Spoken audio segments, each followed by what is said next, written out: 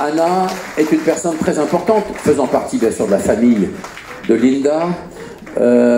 Moi, quand j'allais voir souvent Linda, je peux vous faire la confidence à l'hôpital, souvent Linda me demandait « Et Anna, tu as eu Anna ?» et tout ça. Je dis oui, alors un jour je l'appelais, et puis je te la passais au téléphone. Elle était contente comme tout d'entendre Anna. Elle avait, voilà, ça lui donnait ce bonheur familial, et ton rôle a été très important. Je peux te le dire, moi j'ai été témoin de tout ça. Et j'aimerais qu'on l'applaudisse encore, Anna, parce qu'il y a des gens qui sont essentiels. Oui, bravo. On ne le dit jamais assez, moi j'étais témoin de ça d'ailleurs. J'ai vraiment été témoin de tout ça, donc je voulais vous le dire. Et puis, voilà, alors Fred, que j'aperçois, qui est assis là-bas, Fred garçon, qui a été peut-être... Oui, Fred, viens mon garçon, c'est qu'à de le dire. Sans jeu de mots. Sans jeu de mots. Fred a été essentiel, évidemment, parce que moi, quand je suis arrivé dans l'entourage de Linda de Susa, Fred était déjà là. Ça faisait au moins une quinzaine d'années ou 20 ans que tu étais déjà là. Elle ne faisait rien sans lui. Il faisait Noël, il faisait les anniversaires, il faisait les soirées, les concerts. Je l'ai vu 20 fois en télévision, en France, en Suisse, en Belgique. On était tout le temps ensemble. C'était un peu comme vraiment le membre de sa famille qui lui manquait. Évidemment, et il a été essentiel, et je pense que c'est important de le souligner. Je voudrais qu'on applaudisse vraiment Fred, qui a été jusqu'au bout. Vraiment. Bravo, Fred. Alors c'est difficile le travail que je fais ce soir, mais c'est important d'expliquer les choses. Et si on est rassemblés comme on va le faire régulièrement, c'est aussi parce que on a besoin de financement, sur notamment, je pense à la pierre tombale. Pour toutes les raisons que vous savez, et on a besoin de rassembler. Alors c'est Fred qui gère ça avec toute notre confiance, évidemment, et Anna, merci encore, et pour pouvoir installer au mois de septembre une pierre tombale sur sa dernière demeure. Donc moi je contribue bénévolement aussi à tout ça. Quand je peux aider, je le fais avec beaucoup d'amitié, parce que voilà, je lui ai promis à Linda de toujours veiller sur elle, sur son catalogue, sur ses chansons, et dès que je peux sortir des événements. On va faire republier d'ailleurs, pour votre information, auprès des éditions du Cygne, on va ressortir les larmes d'argent. Et puis je vais sûrement sortir en vidéo le DVD de l'Olympia 83, parce que qui n'existe plus. Qui n'existe plus. Et tout le monde réclame la comédie musicale, mais là il y a des problèmes de droit qui sont très compliqués avec plusieurs personnes. Il y a une société qui est à côté de la SACEM qui s'appelle la Spedidam, qui gère les musiciens sur scène, de ceux qui ont tourné à l'époque, enregistré le concert. Et aujourd'hui, beaucoup de gens ont des droits qu'ils n'avaient pas forcément il y a 40 ans. Donc c'est très, très compliqué, et ça coûte beaucoup d'argent. Donc je suis en train de négocier en ce moment avec les maisons de disques et la Spedidam pour pouvoir republier les lives de Linda de Susa. Voilà. C'est plus facile de faire un DVD avec des émissions de télé parce que c'était des playbacks. Donc les musiciens de studio ne touchent pas quand c'est des playbacks, alors que quand c'est du live, ils sont obligés de toucher. D'ailleurs, il faut protéger même les musiciens du studio. Donc je défendrai, sous l'œil avisé de notre pianiste, c'est important de défendre aussi les musiciens dans la vie. Voilà. Alors plusieurs choses. Vous avez vu qu'il y a 2 robes qui sont dans l'entrée en exposition, simplement, me précise Anna, et elle a bien raison. Voilà, et on a organisé une tombola. Voilà. Donc dans cette tombola, on a mis un peu de lot. Il y a des choses qui ont appartenu à Linda de Susa. Je pense d'ailleurs au chandelier qui se trouve, qui était sur sa table basse du salon. Il y a les petits anges, j'ai vu, il y a des sacs. On lui avait offert le mug sur Achtendre, la tournée d'Achtendre, avec le sac en bandoulière. Il y a un sac avec lequel elle faisait ses courses.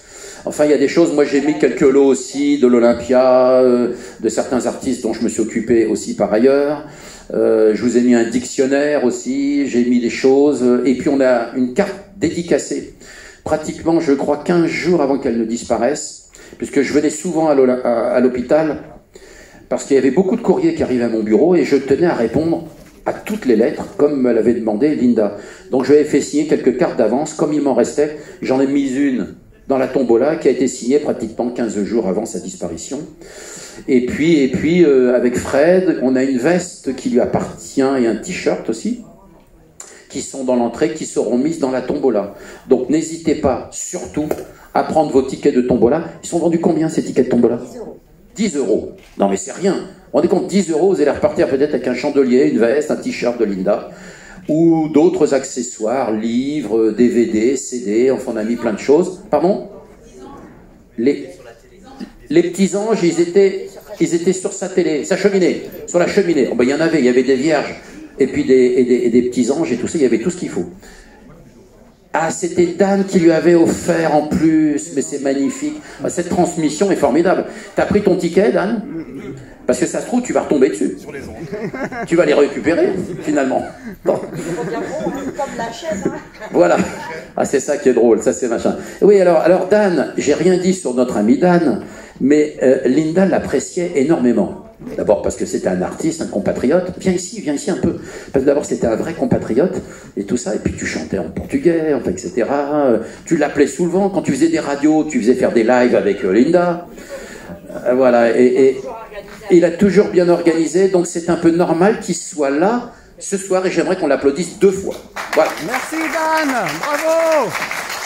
C'est important. Merci Dan. Vous savez, cette contribution est essentielle pour faire traverser le temps aux artistes. Et vous savez ô combien je connais bien ce genre de dossier, m'occupant depuis 31 ans des affaires de Claude François, aux côtés de Claude et Marc François, pour ceux qui me connaissent un peu plus dans la vie. Et la transmission est essentielle de génération en génération. Et c'est grâce à des garçons de sa qualité comme Dan, c'est grâce à Anna, c'est grâce à des gens comme Fred aussi, qui permettent aux artistes aussi, au-delà de leur propre vie terrestre, de traverser encore le temps, bien sûr, avec les chansons, pour pas les oublier. Alors Johan, il est où? Ah bah, Johan, viens, si tu peux venir. Alors, d'ailleurs, viens Johanna, viens. C'est Johan. Oui, c'est Johan. Pourquoi je rajoute un A? Chaque fois que je la vois, je rajoute un A derrière. Ah, c'est le côté portugais. Alors Johan, c'est formidable. Parce que elle est venue avec quelques livres. Alors vous allez voir, elle chante comme personne. Mais elle est venue avec quelques livres qui s'appellent Joe le Taxi. Parce que c'est une de ses ex-compagnes, je peux le dire finalement, c'est pour elle, puisque tu as vécu 18 ou 19 ans avec cette personne, une belle personne, j'ai eu la chance de connaître moi aussi, une personne de nuit comme il en existe à Paris, et c'est pour elle que Rhoda Gil et Franck Langolf, finalement, ont trouvé le titre en 1987, ce qui est devenu le tube de l'été 87, Joe le Taxi. Et Johan est venue avec le livre où elle raconte toute l'histoire dans les détails. Et ça, c'est rare d'avoir un des derniers témoins de cet immense tube qui s'est vendu dans plus de 19 pays au monde, Joe le Taxi. Et là, on a une des témoins, en fait, de cette histoire avec sa complice de toujours qui s'appelait Joe.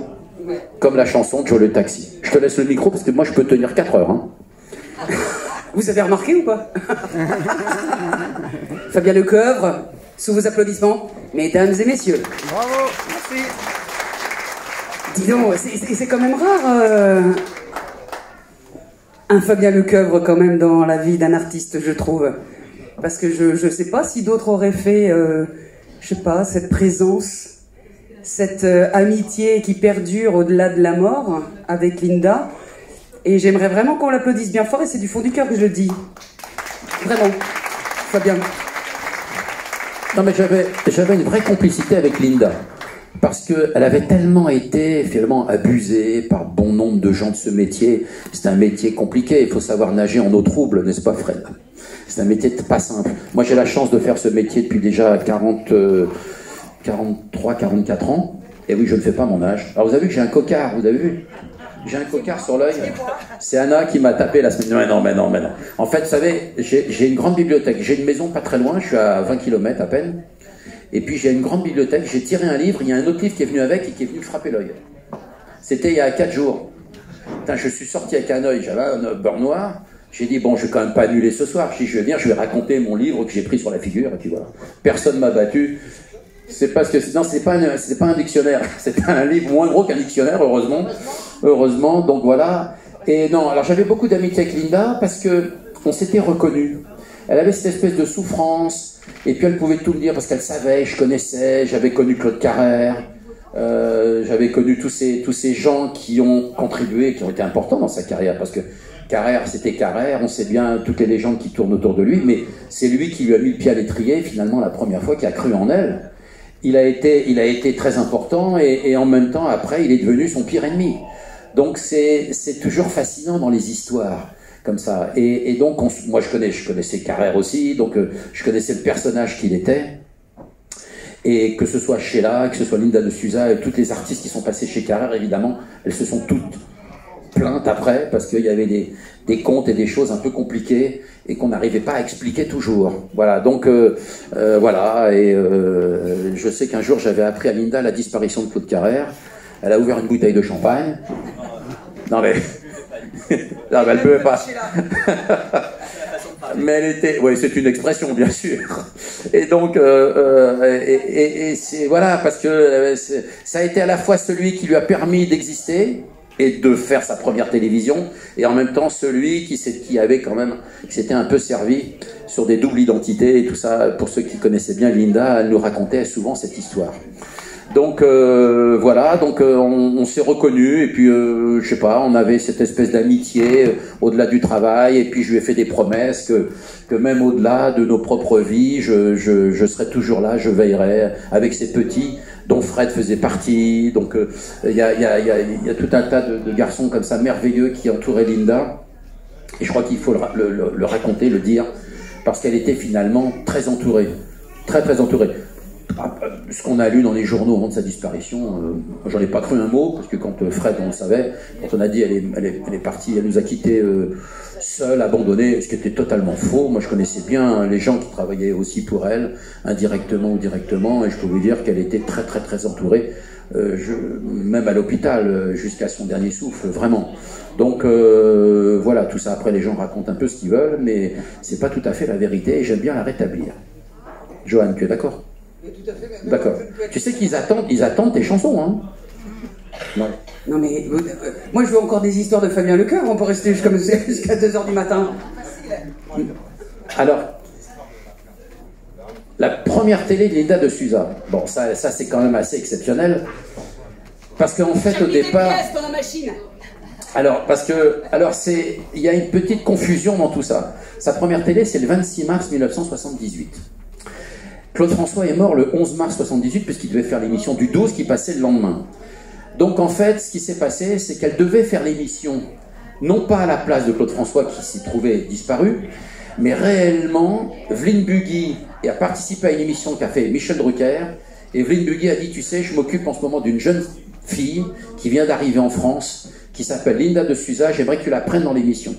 Et ça s'est passé, la décision s'est faite donc le 11 mars après-midi, avec Evelyne Bugui, et c'est comme ça que Drucker a donné la date à Evelyne et Claude Carrère en disant amène ta chanteuse, pas le samedi prochain, mais le samedi d'après, donc le 26 mars. Et c'est comme ça qu'elle fera sa toute première émission de télévision.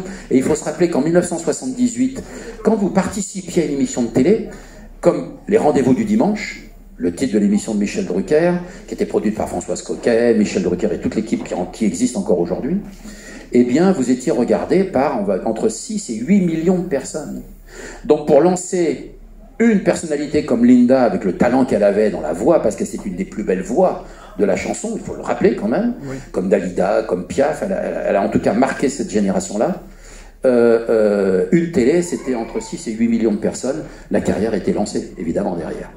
Donc, elle n'a jamais oublié. Michel Drucker ne l'a jamais oublié, aussi. Linda était très importante dans la vie de Michel. Quand on a sorti dans Les Lames d'Argent, il l'a invité, on a fait toute une après-midi dans Vivement Dimanche. C'était plutôt émouvant, c'était sympathique. Elle était bien encore à ce moment-là, et elle était capable de raconter tout un tas de choses, de se souvenir et de nous émouvoir avec ses chansons, sa voix et ses jolies histoires. Voilà. Si vous avez des questions, je suis là. Je suis venu avec quelques livres, des dictionnaires, enfin les gens me demandent souvent, je suis au bout là-bas, il n'y a aucun problème, je suis là, je suis disponible, et puis vous pouvez me poser toutes les questions de la Terre, je vous répondrai. Voilà, alors je voudrais remercier aussi Philippe, qui est le patron des lieux, j'ai oublié de parler de lui, je ne sais pas où il est Philippe, allez, il est au comptoir, voilà, le voilà, on va peut-être l'applaudir, notre ami Philippe, qui est venu me voir un jour au bureau à Paris, rue de Pontieux, il est venu me voir, il avait l'intention d'organiser quelque chose. Comme c'est mon voisin, puisque je vis à 19 ou 20 km d'ici, aussi entre autres, et puis il a dit on va faire une jolie soirée pour Linda, une guinguette. Je connaissais pas, c'est la première fois que je viens moi. Hein. Je connaissais pas et je trouve que l'endroit est magique. L'été, il y a toujours une première fois, donc pour tout d'ailleurs. Voilà, toujours. Ça te fait plaisir qu'on soit là venu aujourd'hui? Moi, ça me fait très plaisir. En plus, recevoir des amis, Anna, Dan, Laurent. Il y en a qu'on ne connaît pas, donc Fabien, oui, évidemment. Et puis tout le monde, vous avez répondu présent, donc on est très heureux de vous recevoir ici. Et donc, nous allons organiser plein de choses pour cette nouvelle année dans la guinguette, de façon à pouvoir développer un peu cet établissement qui ne demande qu'à vivre. Donc voilà, avec l'aide de Fabien, avec l'aide de Dan, avec l'aide de tout le monde. Voilà, donc en espérant que tout le monde répond présent à nos futurs événements. Et moi, je tiens à remercier Fabien, déjà d'être ici, de m'avoir reçu à Paris vraiment très très bien, d'avoir compris un peu ce que nous recherchions ici à faire à la guinguette. Et puis voilà, donc c'est vraiment un grand merci à Fabien de nous aider et de pouvoir faire avancer notre projet. Donc on peut l'applaudir aussi. Mais alors, au menu, il y a quoi ce soir? J'ai vu le couscous qui se préparait dans l'entrée. Voilà, couscous, fromage, dessert. Bah, c'est bon ça. Vous aimez le couscous? Oui. Il paraît que c'est le plat préféré des Français aujourd'hui. C'est vrai? Devant le steak frites. Oui. Eh oui, bien sûr. Donc voilà, bah, tu as bien fait Philippe, voilà, tu as bien vu, bien visé. Tout le monde aime le couscous, j'imagine. Voilà, donc c'est parfait. Alors, faut que je remercie Antoine. Ah ben, il est où Antonio Borges, il est où? Ah ben il est là, mais bien sûr. Voilà, à travers sa radio et tout ça, voilà. L'Uso Journal, voilà. Ah oui, moi je suis moins spécialiste de tout ça, mais Antonio, on peut t'applaudir aussi. Merci de ta présence. Évidemment. C'est toujours un bonheur de te voir. Et puis voilà, donc vous allez être gâtés ce soir. Je crois que j'ai tout dit, j'ai oublié personne. Alors je vous rappelle les tickets de tombola. Il en reste encore des tickets de tombola? Plein. D'accord. Alors on va faire le tirage tout à l'heure. Prenez vos tickets. Moi je vais aller prendre mes tickets tout de suite à l'instant d'ailleurs. Prenez vos tickets et vous repartirez avec des choses merveilleuses pour certaines qui ont appartenu à Linda, etc. Et je pense que ça risque d'être un grand, beau moment au moment du tirage au sort. Voilà, à très vite en tout cas, bon appétit pour tous qui êtes là, et je reste à votre disposition, puisque moi j'habite pas loin, donc je vais rester un petit moment.